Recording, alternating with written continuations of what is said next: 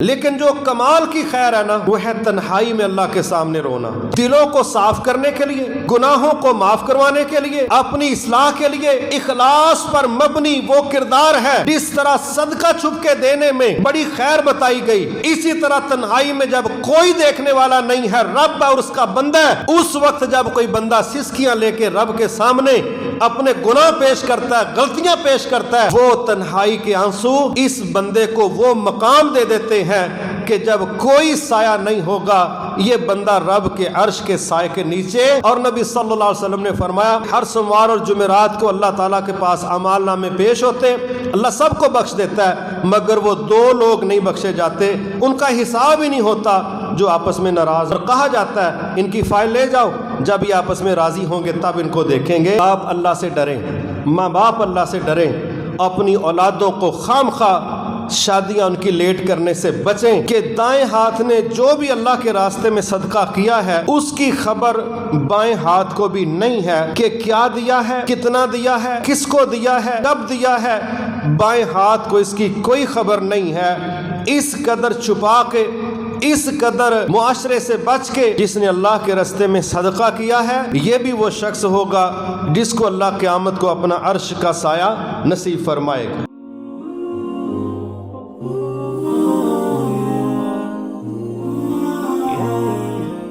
رسول اللہ صلی اللہ علیہ وسلم نے فرمایا، سب سے بہترین بات اللہ تعالیٰ کی بات ہے، اور سب سے بہترین طریقہ وہ ہے جو آپ نے بطور اللہ کے رسول دنیا کے سامنے قرآن و حدیث کی صورت میں پیش کیا۔ آپ ہی نے فرمایا، ہر ایسا وہ عمل جو اپنی طرف سے دین اسلام کا حصہ بنا دیا جائے، اس کے ساتھ گناہ، نیکی، جزا، سزا کا تصور بغیر اللہ اور اس کے رسول کے اپنی طرف سے جوڑ دیا جائے، وہ بدعت ہے، اور ہر بدعت گمراہی ہے، اور ہر گمراہی جہنم میں لے جانے کا باعث ہے۔ اللہ ہمیشہ ہم سب کو سے اپنی پناہ میں رکھے۔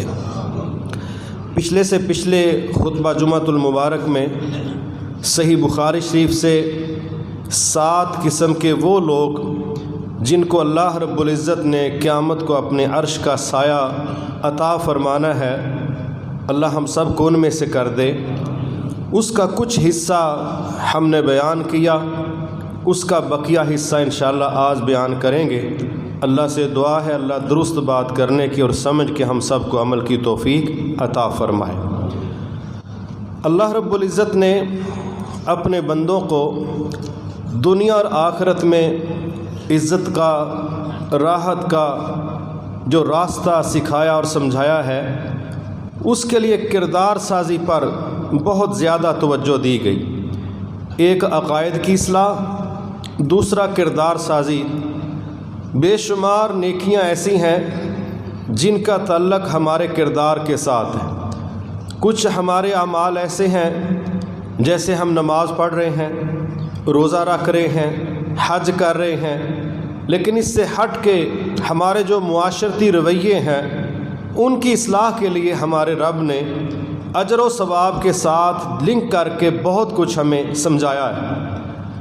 انہی میں سے جب یہ بات سمجھائی گئی کہ قیامت کو جب اللہ کے عرش کے سائے کے علاوہ کوئی سایہ نہیں ہوگا، اس وقت سورج بھی زمین کے قریب ہوگا، زمین بھی سرخ گرم تانبے کی طرح وہ منظر پیش کرے گی کہ جس پر پاؤں کا رکھنا تصور سے باہر ہے، بدن ننگے ہیں۔ ایسے حالات میں جس شخص کو اللہ کی طرف سے بلاوا آ جائے کہ آپ یہ سائے کے نیچے آ جائیں، آپ دھوپ کی شدتوں سے بچ جائیں، آپ کھڑے ہونے کی بجائے تشریف رکھیں، آپ دور بھٹکنے کی بجائے رب کے قریب آ جائیں، اس کے عرش کے سائے کے نیچے آنے کا مطلب ہے آپ کو قربتیں دی جا رہی ہیں۔ تو یہ بہت بڑا پروٹوکول ہے جو آج ہم تصور نہیں کر سکتے، لیکن قیامت کو شاید اس کا احساس آج سے زیادہ ہوگا۔ لیکن یہ پروٹوکول حاصل کرنے کے لیے کام آج کرنا ہے، ذمہ داری آج کی ہے، رویہ آج کا ہے۔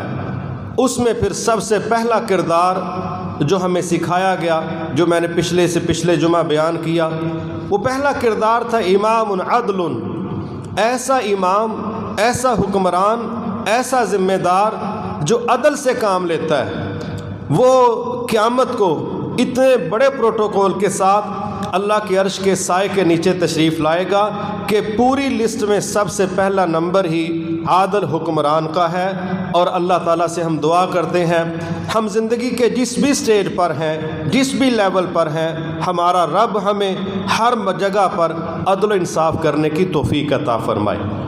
دوسرا اس میں جو بڑا شاندار کردار تھا فوری طور پر، وہ تھا نوجوانوں کے متعلق، کہ نبی صلی اللہ علیہ وسلم نے فرمایا کہ شاب نشا فی عبادت اللہ، ایسا شخص جس کی جوانی کا دور اللہ کی عبادت میں، اس کی اطاعت میں گزرا ہوگا، وہ مرد ہے یا عورت، اللہ تعالیٰ اس کو بھی اپنے عرش کا سایہ نصیب فرمائیں۔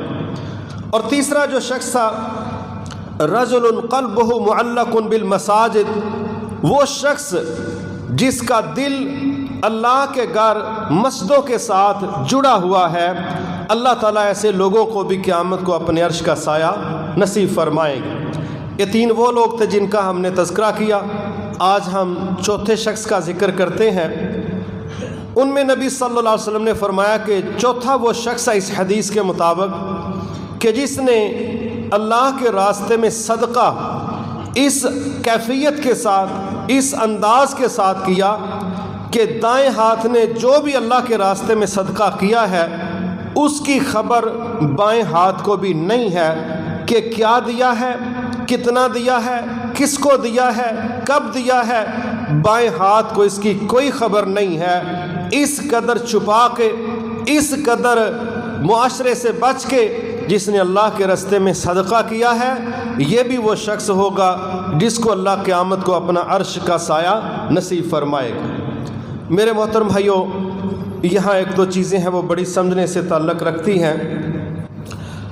کسی بھی کام میں شدت پسندی، انتہا پسندی، اپنے مزاج کی ترتیب، یہ اصل نہیں ہے۔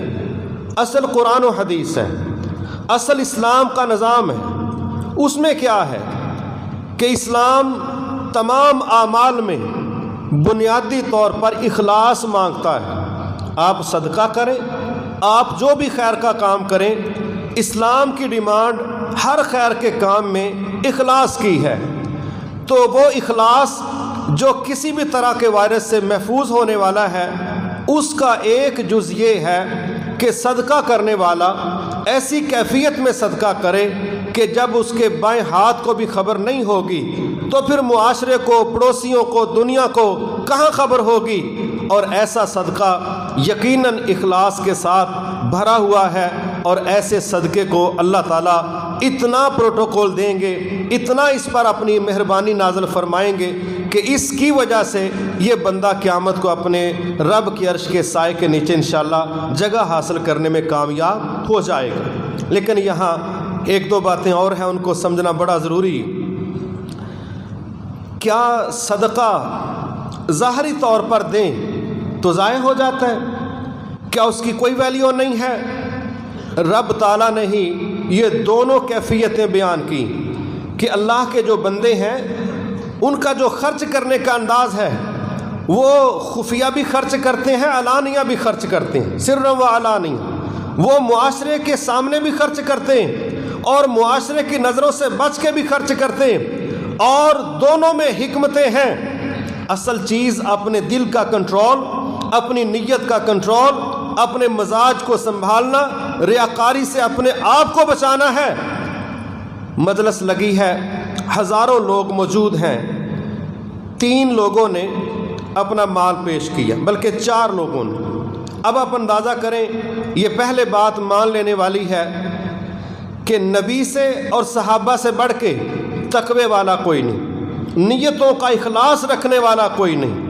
اس لیے سسٹم کو سسٹم سمجھنا چاہیے، ایویں ہی ایک طرف جھک جانا یہ مسئلے کا حل نہیں ہے۔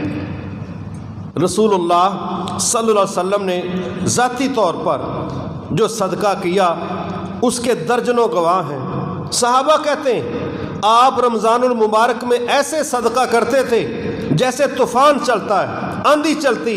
اس کا مطلب ہے کسی نے دیکھا ہے تو کوئی کہہ رہا ہے، جب کسی نے دیکھا ہی نہیں، کسی کو کیا پتا کیا ہو رہا ہے کیا نہیں۔ آپ نماز پڑھ کے فارغ ہوئے، روٹین میں آپ نماز پڑھ کے وہاں بیٹھا کرتے تھے نماز والی جگہ پر۔ آج فجر کی نماز پڑھی ہے، بیٹھے نہیں آپ فوری اپنے حجرے میں گئے، وہاں سونے کا ایک ٹکڑا پڑا تھا، وہ واپس لے کے آئے اور کہا دوران نماز مجھے یہ خیال آیا کہ میرے گھر میں سونے کا ایک ٹکڑا پڑا ہے، تو میں یہ مزاج رکھتا ہوں کہ میرے پاس اگر احد پہاڑ کے برابر بھی سونا ہو تو 3 دن سے زیادہ اس کو اپنے پاس سٹور کرنے کا، قبضے میں رکھنے کا میرا تصور نہیں ہے، میں 3 دن کے اندر اندر اس کو اللہ کی راہ میں خرچ کر دوں گا۔ اب آپ وہ سونے کا ٹکڑا لے کے بات بھی کر رہے ہیں، خرچ بھی کر رہے ہیں۔ اس کا کیا مطلب ہے کہ اللہ کے نبی نے بھی صدقہ ظاہراً جہراً لوگ کے سامنے کیا ہے۔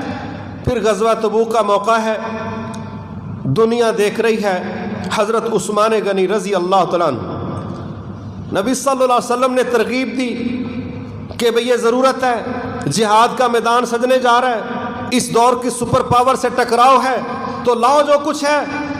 تو حضرت عثمان رضی اللہ تعالیٰ نے ہزاروں کے مجمع میں کھڑے ہو کے اعلان کیا، میں اتنے گھوڑے دیتا ہوں، اتنے اونٹ دیتا ہوں، ان کی کٹ ان کا سامان بھی ساتھ دیتا ہوں۔ آپ نے دعائیں دی، حضرت عثمان بیٹھ گئے۔ آپ نے پھر ترغیب دی، وہ پھر کھڑے ہوئے، پھر انہوں نے اعلانات کیے، وہ پھر بیٹھ گئے۔ آپ نے پھر ترغیب دی، وہ پھر کھڑے ہو گئے۔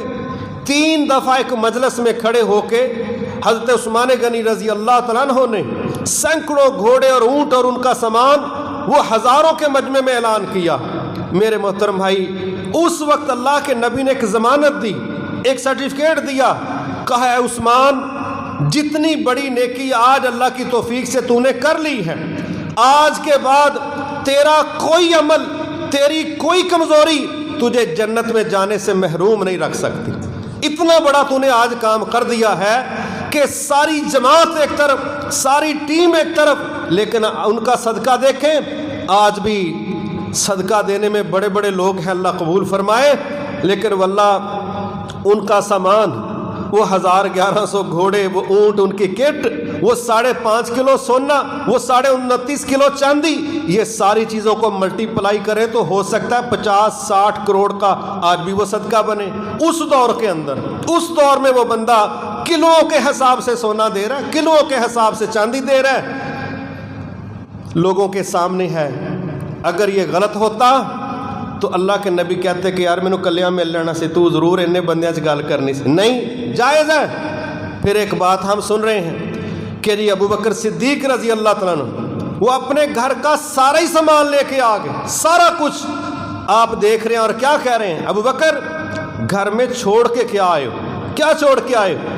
آپ دیکھ رہے ہیں، لوگ دیکھ رہے ہیں، تبھی یہ سٹیٹمنٹ بنی تھی کہ سارا سامان لے کے آگے، کچھ نہیں چھوڑا۔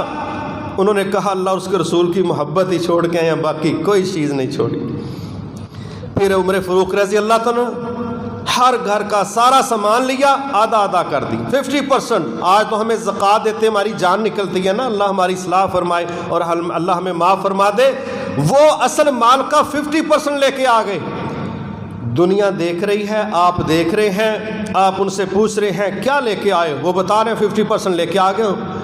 ابو خیثمہ رضی اللہ تعالیٰ عنہ ایک یہودی کے باغ کو ساری رات خود کنواں چلا کے پانی دیا، 2 سیر صبح کھجوریں پکڑی، 1 کلو یا 1 سیر اپنے گھر لے کے باقی ادھر ڈھیر کے ساتھ رکھ دی، دنیا دیکھ رہی۔ اور اللہ نے قرآن مجید میں کہا کہ یہ جو تبصرہ کرنے والے تھے، جن کے پلے سوائے تبصرہ نگاری کے کچھ نہیں ہوتا، وہ حضرت عثمان کو دیکھ کے کہہ رہے ہیں بار بار اس لیے کھڑا ہو رہا ہے تاکہ لوگوں کو پتا چلے میں بڑا صدقہ کرنے والا۔ اور وہ جو غریب لے کے آیا اس کو بھی تنقید اس پر بھی کر رہے ہیں کہ بڑا صدقہ لے کے آئے، اس سے کیا بن جانا ہے؟ ان کے پلے صرف تنقید ہے، صرف تبصرے ہیں، توفیق نہیں ہے۔ یہ باتیں میں نے صرف اس لیے کی ہیں کہ خفیہ صدقہ دینا چاہیے گاہے بگاہے، لیکن اگر کوئی ظاہراً صدقہ دے اس پر بدگمانی نہیں کرنی، کیونکہ بندے کی نیت کا تعلق اس کے رب کے ساتھ ہے، کسی کو تبصرہ کرنے کی کوئی اجازت نہیں ہے۔ دوسری چیز وہ بڑی سمجھنے سے تعلق رکھتی ہے، فرمایا وَرَجُلَانِ تَحَابًا فِي اللَّهِ اجْتَمَعَ عَلَيْهِ وَتَفَرَّقَ عَلَيْهِ، دو وہ لوگ جو اللہ کے لیے اکٹھے ہوئے تھے اور جب ان میں جدائی ہوئی اس کی وجہ بھی اللہ ہی تھا. گویا اللہ کے لیے دوستی، اللہ کے لیے دشمنی، یہ اسلام میں بنیادی طور پر عقیدہ توحید کا حصہ ہے. آج ہماری ناراضگیوں کا بہت بڑا سبب رب کی ذات نہیں ہے، اپنی ذات ہے. اور یہ کوئی اعلیٰ ظرفی نہیں ہے، یہ کوئی بڑا کمال کا سٹینڈرڈ کا اخلاق نہیں ہے، یہ کوئی بڑا معیاری مزاج نہیں ہے. اصل چیز یہ ہے، نبی صلی اللہ علیہ وسلم نے فرمایا جو اللہ کے لیے دیتا ہے اللہ کے لیے روک لیتا ہے، اللہ کے لیے دوستی کرتا ہے اللہ کے لیے دشمنی کرتا ہے، یہی وہ بندہ ہے جس نے اپنے ایمان کو مکمل کر لیا ہے. اللہ کے لیے دینا، اللہ کے لیے روکنا، اللہ کی وجہ سے کسی سے محبت کرنا اور اللہ کی وجہ سے کسی سے نفرت کرنا، یہ مزاج اسلام کے عقیدہ توحید کا ہے. لیکن ہمارے ہاں اللہ ہم پر رحم فرمائے، ہمارے ہاں بہت وسیع پیمانے پر جو ناراضگیاں ہیں وہ رب کی ذات کے لیے نہیں ہیں، وہ اپنی اپنی ذات کے لیے. ہونا کیا چاہیے؟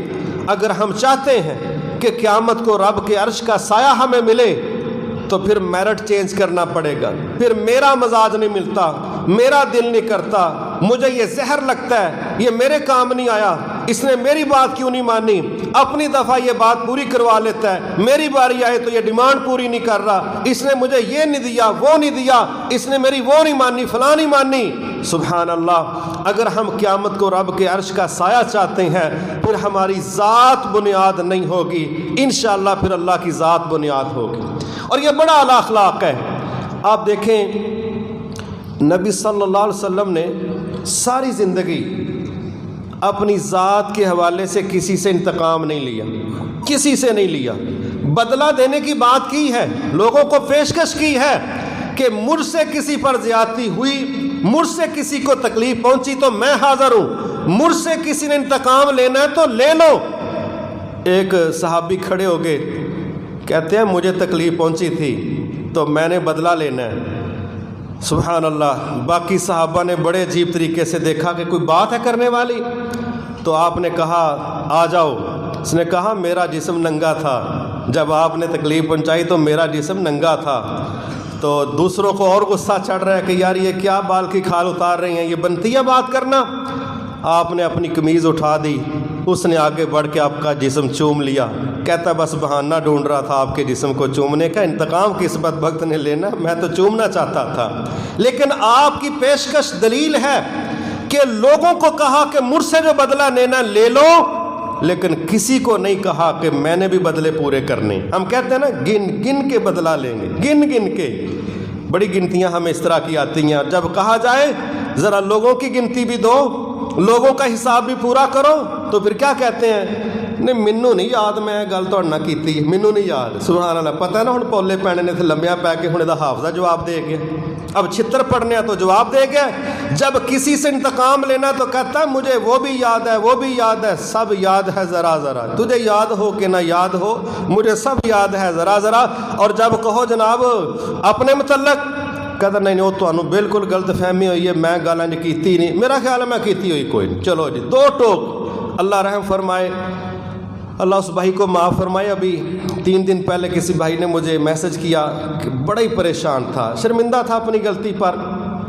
کہتا کوئی پرابلم تھی تو میں نے جھوٹا قرآن اٹھا لیا، لیکن اب میری روح میں کوئی سکون نہیں، کوئی قرار نہیں، میں مر جا رہا ہوں، بڑی پریشانی ہے. انشاءاللہ جو بندہ اپنے گناہ پر شرمندہ ہوتا ہے اللہ اس کو معاف کرنے والا ہے. لیکن جب ہم نے انتقام لینا ہے تو گنتیاں یاد آتی ہیں، اور جب ہم نے بدلہ دینا ہے تو نہ ہمیں پیسے یاد رہتی ہیں، نہ پھر ہمیں جناب گنتیاں یاد رہتی ہیں. پھر ہم اگلے بندے کو یہی کہتے ہیں کہ میری تو کل ہی پیکنگ کھلی ہے، مینوں تو پتہ ہی نہیں غلطی کی ہوندی ہے، میں تو کدی کسی نے ظلم کیتا ہی کوئی نہیں، پتہ نہیں ہے کسی اور دا مسئلہ ہونا ہے. نہیں میرے بھائی، اللہ کے نبی کا یہ طریقہ کار ہے کہ آپ بدلہ دینے کے لیے تیار ہیں لیکن اپنی ذات کے لیے کسی سے انتقام لینے کا کوئی تصور پیش نہیں کر رہے. لہٰذا اعلیٰ ظرفی یہ ہے کہ ہماری دوستی اور دشمنی کا معیار اگر اللہ کی ذات بن جائے گی انشاءاللہ آپ سکھی بھی رہیں گے، مزے میں بھی رہیں گے، اور سب سے اہم بات یہ کہ اللہ قیامت کو اپنے عرش کا جب سایہ نصیب کرے گا، واللہ یہ دنیا کی جو زیادتیاں ہوئی ہیں یہ تو لمحوں کے اندر اڑ جائیں گے، لمحوں کے اندر۔ وقت گزر گیا، کسی نے ظلم کیا، زیادتی کی، اور آپ پی گئے اس لیے کہ میرا رب راضی ہو جائے، انشاءاللہ آپ کا یہ پی جانا کبھی ضائع نہیں ہوگا، کبھی ضائع نہیں ہوگا۔ حدیث میں تو یہاں تک آتا ہے، نبی صلی اللہ علیہ وسلم نے فرمایا جو بندہ حق پر ہے، سچا ہے، مگر فساد پھیلنے کے خطرے سے بچنے کے لیے وہ اپنے حق سے دستبردار ہو جاتا ہے، آپ فرماتے ہیں انا زعیم، میں جنت کے کنارے پر ضمانت دیتا ہوں کہ اللہ اس کو گھر عطا فرمائے گا۔ تو یہ تصور ہمیں اس لیے دیا جا رہا ہے کہ ہم نے معاشرے میں امن قائم کرنا ہے، ہم نے گھروں میں امن قائم کرنا ہے، ہم نے دوستیوں اور رشتہ داریوں کو لے کے چلنا ہے، ہم نے آگے بڑھنا ہے، اور جو جگہ جگہ اڑے گا، پھنسے گا، الجھے گا، اس کی بریک لگے گی، وہ معاشرے کی بھی بریک لگائے گا، منزلیں اس سے روٹ سکتی ہیں۔ بہت زیادہ ضروری ہے کہ ہم یہ معیار قبول کر لیں، اللہ کے لیے دوستی اور اللہ کے لیے دشمنی۔ اگر یہ رویہ ہمارا بن جائے، کیا کوئی کافر ایسا ہوگا جس سے ہم دشمنی نہیں کریں گے؟ اور کیا کوئی مسلمان ایسا ہوگا جس سے ہم محبت نہیں کریں گے؟ مسلمان اللہ کے بندے ہیں، ہمیں اللہ کے بندوں سے پیار کرنا چاہیے۔ کافر اللہ کے دشمن ہیں، ہماری ان سے دشمنی ہونی چاہیے، لیکن یہ تب ہوگا جب عقیدہ یہ ہوگا کہ اللہ کے لیے دوستی اور اللہ کے لیے دشمنی۔ اگر امت کا یہ نظریہ بن جائے، انشاءاللہ پھر دنیا میں جتنی مدد مظلوموں کی کرنے والے لوگ پیدا ہو سکتے ہیں، وہ شاید سوشل میڈیا میں بھی اتنے میسر نہیں آئیں گے۔ لیکن پریشانی یہ ہے، آج ہمارے تھانے، آج ہماری کچہریاں، آج ہماری عدالتیں، آج ہمارے جیلیں، حتیٰ کہ ہمارے قبرستان تک ذاتی دشمنیوں کے ساتھ آباد ہیں۔ کفار کے ساتھ ہماری دشمنیوں کے نتیجے میں نہ کوئی کیس ہے، نہ کوئی پرچہ ہے، نہ کوئی FIR ہے، نہ کوئی قید ہے، نہ کوئی قتل ہے۔ یہ نقصان ہے اس الٹے گیئر لگانے کا جو اسلام نے جس سے منع کیا تھا کہ تمہیں کہا تھا کفار سے دشمنی کرو، تم نے اپنوں سے دشمنی کر لی۔ تمہیں کہا گیا تھا اپنوں سے محبت کرو اور کفار سے نفرت کرو، اور تمہاری محبتیں کفار سے ہو گئی ہیں اور نفرتیں اپنوں سے۔ یہ بات تھوڑی چبھنے والی ہے۔ آج ہماری نوجوانوں کی بہت بڑی تعداد اگر وہ کفار کی فینشپ میں مبتلا نہیں ہے تو پھر ان کے اپنے فیشن کیوں نہیں، ان کے اپنے ڈیزائن کیوں نہیں، یہ خود ٹرینڈ میکر کیوں نہیں؟ آج ہم اپنے نوجوان بچوں بچیوں کو اسکولوں میں، کالجوں میں، سڑکوں میں، فیکٹریوں پر کہاں کہاں دیکھیں، عجیب و غریب فیشن ان کے ہیں۔ اندر کھاتے کیا احساس کمتری ہے، یہ یورپ کا فیشن ہے، یہ مغرب کا ہے، یہ فلاں کا ہے، فلاں کا ہے۔ جان بوجھ کے پتہ ہے جن قوموں پر اللہ کا غضب ہو چکا ہے، اللہ ان سے ناراض ہے، ہم ان کو کاپی کرتے ہیں اپنے آپ کو دنیا میں منفرد پیش کرنے کے لیے، ترقی یافتہ پیش کرنے کے لیے، خوبصورت نظر آنے کے لیے۔ ہمارے لیے آج بہت بڑا نمونہ اللہ کے دشمن بنے ہوئے ہیں۔ ایک عقیدہ توحید والا، ایک اللہ کے نبی کا نام لینے والا، اس کے نزدیک مسلمان محبوب ہیں اور کافر دشمن ہے۔ اس معیار پر رہیں گے، اللہ قیامت کو اپنے عرش کا سایہ بھی نصیب کرے گا، اور یہ عقیدہ توحید کا وہ وصف ہے جس کو ہمیں اختیار کرنا چاہیے۔ اللہ ہمیں اس کی توفیق عطا فرمائے۔ پھر ایک اور شخص ہے، رجل دعته امرأة، ایسا شخص جس کو کسی عورت نے برائی کی پیشکش کی ہے، اور وہ عورت کا سٹینڈرڈ کیا ہے؟ ذات منصب و جمال، اس کے پاس دو اسپیشل خوبیاں ہیں۔ ایک تو یہ ہے کہ وہ بہت بڑے خاندان سے تعلق رکھتی، وہ عام فیملی کی عورت نہیں ہے، معاشرے میں اس کی فیملی کا کوئی مقام ہے، اس کا قبیلہ ہے، اس کا خاندان ہے، دنیا میں ان کا نام ہے۔ وہ جمال، اور خوبصورت بھی ہے۔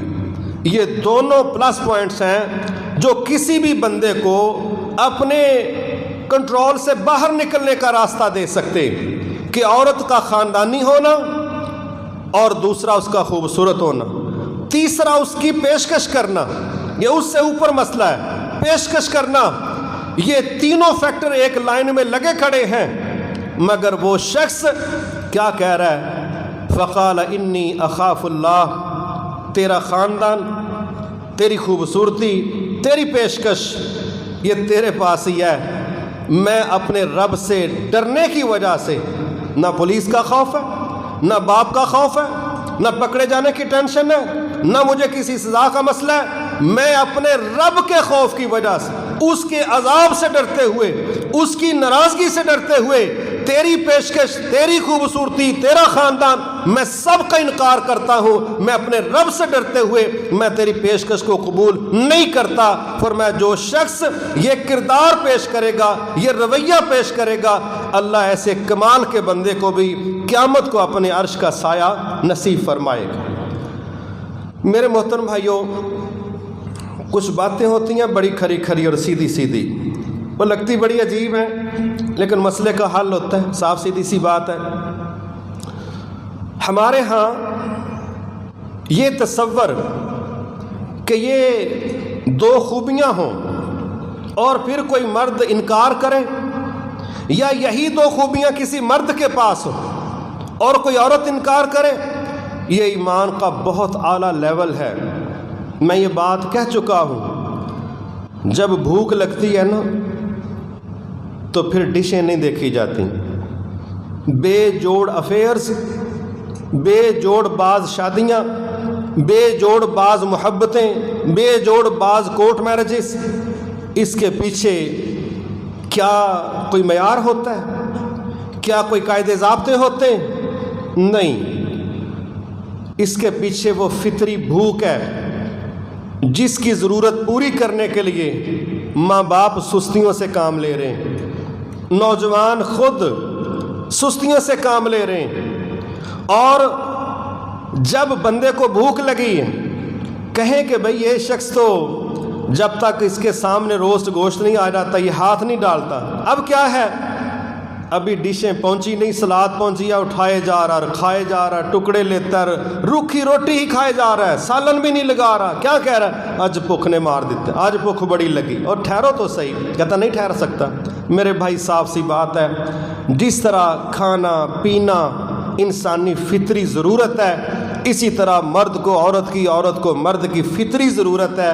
اگر کوئی سے انحراف کرتا ہے، جن معاشروں نے جعلی انداز میں بات کی ہے انہوں نے تباہی اتار دی، بالکل جعلی دعوے ہیں ان کے، جن لوگوں نے یہ باتیں کی کہ ہم نکاح کے قائل نہیں ہیں تاکہ متقی نظر آئیں، جس طرح عیسائیوں میں راہب اور راہبہ، ہندوؤں میں پنڈت دیوداسیاں، یہ شادی کے منکر ہیں، کہتے ہیں ہم تو وہ لوگ ہیں جو 24 گھنٹے دین کے خدمت گار ہیں، ہم نکاح نہیں کریں گے، وقت سارا دین کو دینا ہے، لیکن پھر خبریں بتاتی ہیں کہ سارا وقت کدھر لگتا ہے، غیر فطری طریقہ کار۔ تو میں تو صاف یہ بات کہنا چاہتا ہوں، ماں باپ اللہ سے ڈریں، ماں باپ اللہ سے ڈریں، اپنی اولادوں کو خام خواہ شادیاں ان کی لیٹ کرنے سے بچیں، ورنہ یہ پیشکش کو ٹکرا دیں۔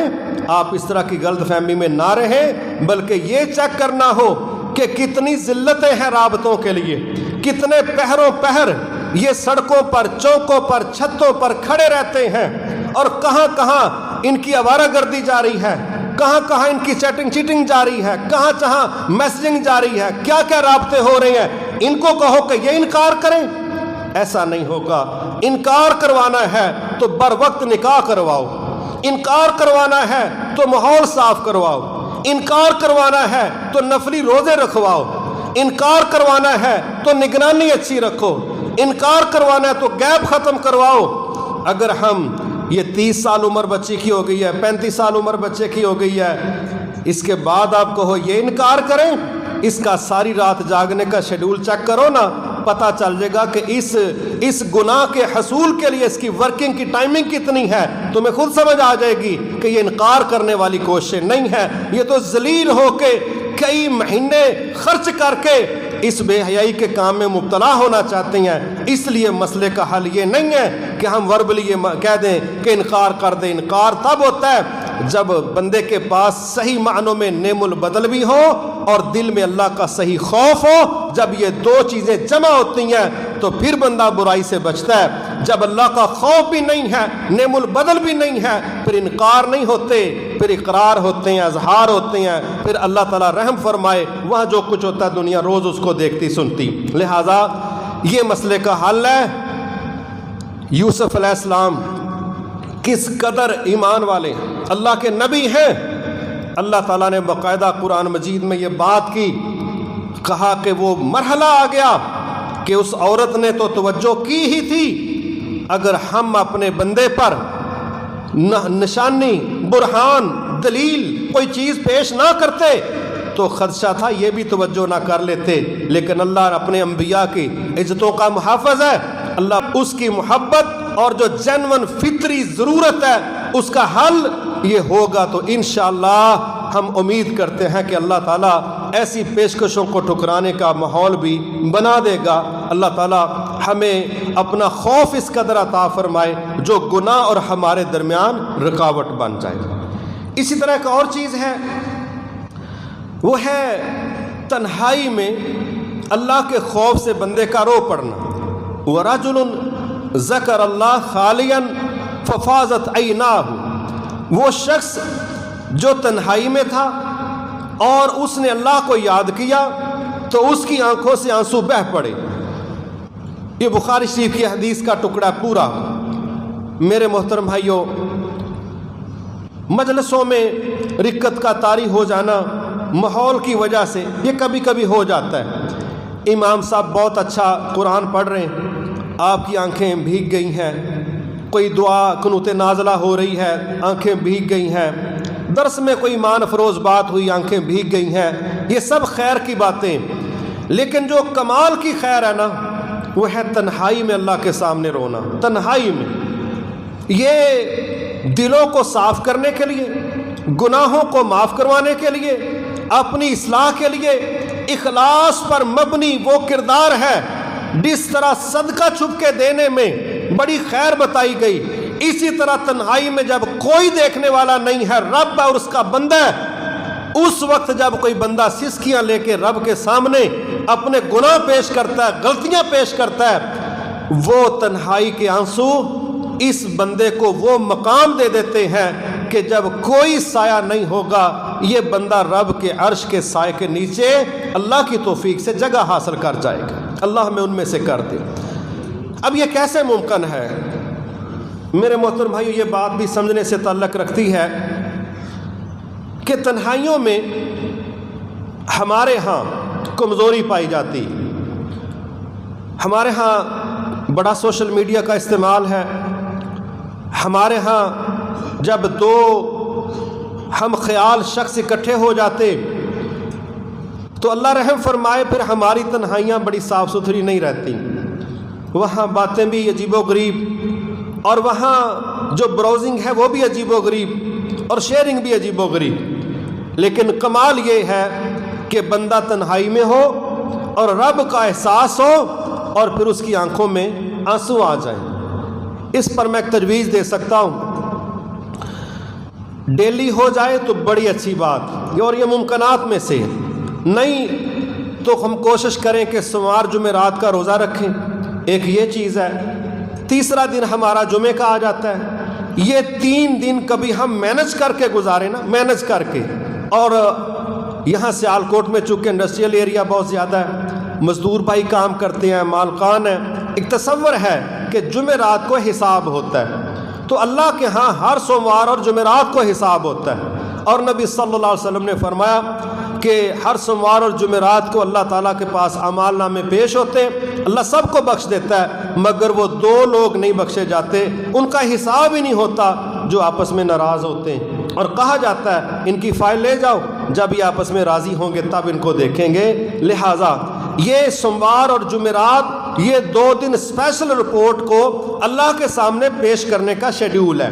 ویسے فجر میں فرشتوں کی ایک شفٹ آتی ہے، وہ عصر تک رہتے ہیں، عصر کی نماز کے بعد یہ شفٹ آسمانوں کی طرف، اور آسمانوں سے نیا سٹاف دوسری شفٹ وہ آتی ہے، ڈیلی کا بھی معاملہ چلتا ہے، لیکن سوموار جمعرات اسپیشل اعمال ناموں کا پیش کیا جانا ہے۔ اب اس میں ہماری کوشش ہونی چاہیے، کیونکہ یہ تنہائی میں آنسو آتے ہیں کچھ چیزوں کی وجہ سے، ان میں ایک چیز کیا ہے کہ بندہ اپنے گناہوں کو یاد کرے۔ تنہائی ہے، اشراق کی نماز ہے، ویسے کوئی 2 نفل ہیں، آپ کنڈی لگائیں، اپنا فون کریں بند، اور کوئی بندہ آپ کو ڈسٹرب نہ کرے، اور آپ کا دماغ ہو اپنی نماز کے اندر، اب آپ طے کریں کہ میں نے 15-20 منٹ اس نفلوں میں لگانے، کیونکہ ایک اور حدیث سے اس کی تائید ملتی ہے کہ نبی صلی اللہ علیہ وسلم نے فرمایا، اس کے راوی حضرت عثمان رضی اللہ تعالیٰ عنہ ہے، وہ کہتے ہیں آپ نے فرمایا جو بندہ 2 رکعتیں اس طرح پڑھے کہ دوران نماز ان کا خیال دھیان کسی اور طرف نہ جائے، جب وہ فارغ ہوگا تو اللہ تعالیٰ اس کے سابقہ گناہ معاف کر دے گا۔ یہ فوکس ہے، یہ ہے اس کا اپنی نماز کے اندر رہنا، دماغی لحاظ سے، سوچوں کے لحاظ سے، فزیکلی تو وہ ہے ہی ہے، تو جب وہ ہر لحاظ سے نماز میں رہے گا تو اللہ اس کے پچھلے گناہ معاف کر دے گا۔ اور اگر ہماری تنہائی ہے، اشراق ڈیلی، نبی صلی اللہ علیہ وسلم نے فرمایا انسان کے جتنے بھی جوڑ ہیں 360 جوڑ ہیں، ہر جوڑ پر صدقہ واجب ہے، سمجھے ہر جوڑ کا بل آتا ہے، وہ بل دینا ہی دینا ہے، وہ چاہے سبحان اللہ کہہ کے کچھ ادا کریں، چاہے صدقہ کر کے، چاہے نیکی کی دعوت دے کے۔ ان سب سے بہترین جو آپ نے حل بتایا، کہا وہ 2-4 رکعتیں وہ صبح پڑھ لے، انشاءاللہ سارے دن کا بل ادا ہو جائے گا۔ یہ میں استعارتاً کہہ رہا ہوں، حدیث میں بل کے لفظ نہیں ہے۔ صدقہ جو اس کے ذمے تھا نا کہ 360 جوڑوں کا صدقہ ادا کرو، تو وہ یہ 2-4 نفل جب اشراق کے پڑھے گا سارے دن کا سمجھے صدقہ ادا ہوگی۔ اس لحاظ سے ہماری کوشش ہونی چاہیے اپنے دفاتر میں، اپنے گھروں میں، جہاں کوئی ہمیں پرائیویسی صحیح ملے تو بھائی اپنے فون بند کر کے، کمرہ اپنا بند کر کے، آپ ہیں اور آپ کا رب ہے، اور آپ تکبیر کہہ کے نماز میں کھڑے ہو جائیں، پھر کوشش کریں لمبی نماز تھوڑی پڑھ لیں۔ فرض نماز ہوتی ہے لوگوں کے ساتھ، وہ امام کو بھی کہا گیا مختصر پڑھو، لیکن جو نفلی نماز ہے وہ اللہ کے نبی نے 5 سپارے بھی نفلی نماز میں 1 رکعت میں پڑھے ہیں، صحیح حدیثوں سے ثابت ہے۔ آپ کی نماز ہے جتنا مرضی کھڑے ہو، کوئی بندہ ڈسٹرب نہیں ہو رہا، لہٰذا لمبا قیام، لمبے رکوع، لمبے سجدے، دعائیں بدل بدل کے پڑھیں، دعائیں بدل بدل کے پڑھیں، تھوڑا اونچی آواز میں، جیسے اپنے آپ کو سنا رہے ہیں۔ اس کی دلیل ہے کہ رسول اللہ صلی اللہ علیہ وسلم گشت کر رہے ہیں تو آپ دیکھ رہے ہیں کہ ابو بکر صدیق رضی اللہ عنہ آہستہ آواز میں قرآن پڑھ رہے ہیں، تہجد کا وقت ہے، اور آگے گئے تو حضرت عمر فاروق ذرا اونچی آواز میں پڑھ رہے تھے، تو آپ نے کسی کو کچھ نہیں کہا۔ دن کو جب ملاقات ہوئی تو آپ نے کہا ابو بکر آپ بڑی آہستہ آواز میں پڑھ رہے تھے قیام اللیل جب کر رہے تھے آپ، تو انہوں نے کہا جس کو سنا رہا تھا وہ سن رہا تھا۔ بڑی خوبصورت انہوں نے بھی بات کی کہ جس کو میں سنا رہا تھا اس کو پتہ تھا کہ میں کیا کہہ رہا ہوں، آپ نے کوئی تبصرہ نہیں کیا، اس کا مطلب ہے جائز ہے۔ پھر حضرت عمر کو کہا آپ اونچی آواز میں پڑھ رہے تھے، ان کی دشمنی بڑی مشہور ہے، وہ کہتے ہیں میں شیطان کو بگا رہا تھا، شیطان کو بگا رہا تھا کہ شیطان کہیں میرے قریب نہ آ جائے، میں اپنا دماغ، اپنی سوچ، اپنے خیالات میں اپنی نماز میں رکھنا چاہتا تھا، اس لیے میں اونچی پڑھ کے ہر جگہ سے ڈسکنیکٹ ہونا چاہ رہا تھا، تو میں چاہتا تھا شیطان کو موقع نہ ملے، میں اونچی پڑھ رہا تھا۔ آپ نے اسے بھی سرٹیفائی کیا، کوئی ان کو بھی نہیں منع کیا کہ یہ صحیح نہیں۔ گویا یہ تنہائی کے قیام کی میں بات کر رہا ہوں کہ جب آپ تنہائی میں ہیں، اگر آپ اتنا اونچی پڑھ لیں کہ اپنے آپ کو سنا رہے ہیں، آپ کی توجہ اور اپنی نماز میں گہری ہو جائے گی، اور اس کا ترجمہ یاد کریں، پھر دعائیں بدلیں، سجدے کے اندر رکوع میں دعائیں بدل کے پڑھیں، پھر اپنے گناہوں کو یاد کریں، اور مان جائیں کہ جتنی ہمارے رب نے ہمیں نعمتیں دی ہیں، اسی ایڈے چنگے بندے ہے کوئی نہیں، مان جائیں۔ یہ تسلیم کرنا چاہیے کہ جو کچھ رب نے عطا کر دیا ہے ہم اس کے اہل نہیں ہیں، ہر بندے کو اللہ نے اس کی اوقات سے زیادہ عطا فرمایا۔ اللہ کی نعمتوں کا اعتراف، اظہار، احساس، اپنے گناہوں کا اعتراف، اظہار، شرمندگی اور معافی، یہ چیزیں جب ہم جمع کریں گے اپنے سجدوں میں، نمازوں میں، تو انشاءاللہ پھر اللہ کے عذابوں کا احساس، پھر اللہ کی جنتوں کا احساس، پھر رب کی رحمتوں کا تصور، یہ ساری وہ چیزیں جمع کرو گے، اللہ وہ کیفیت بنا دے گا کہ انشاءاللہ آپ کی آنکھوں میں آنسو بھی آئیں گے، آپ کا جسم کپکپائے گا بھی، اور یہ تنہائی کے وہ نفل ہوں گے، وہ آنسو ہوں گے جو اس حدیث کے مطابق انشاءاللہ قیامت کو اپنے رب کے عرش کے سائے کے نیچے آپ کی سیٹ پکی کرنے کا باعث بنیں گے۔ وما توفیقی الا باللہ العلی العظیم۔